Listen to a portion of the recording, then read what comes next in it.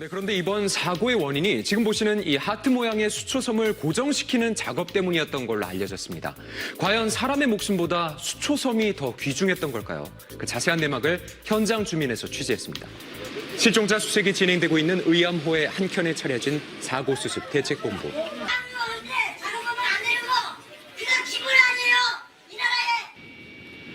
사고가 발생한 날, 폭우 때문에 소양강댐을 3년 만에 방류하던 중이었는데요.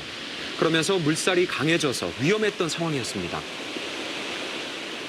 초속 3m 정도 되는 유속은 사람이 빠졌다 그러면은 성인 남자도 헤어나기가 힘듭니다. 그리고 어지간한 규모의 구조물들은 그냥 쓸려 내려가는 그런 정도의 유속이라고 보면 됩니다.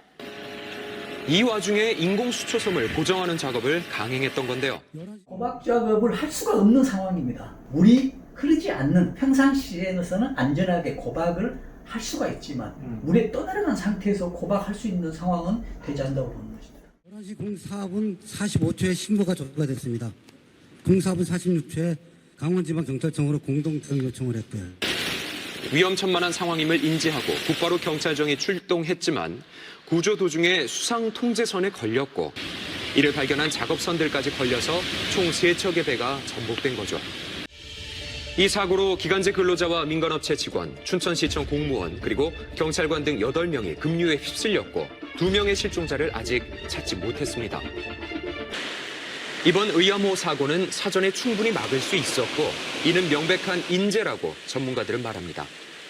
위험한 날씨가 돼 있을 때는 집중호우가 있을 때는 전문가들이나 안전대책반을 현장에 투입해서 어떤 현장 상황을 안전하게 보호하고 또 조치하고 이런 상황들이 연계가 돼야 되는데 전혀 그렇지 않고 어떤 수초섬 하나를 어떤 구하기에만 목적이 있지 않았느냐라는 이런 아쉬운 생각을 해보는 것이죠. 만약 누군가가 작업을 지시한 걸로 밝혀진다면 어떤 처벌을 받게 될까요?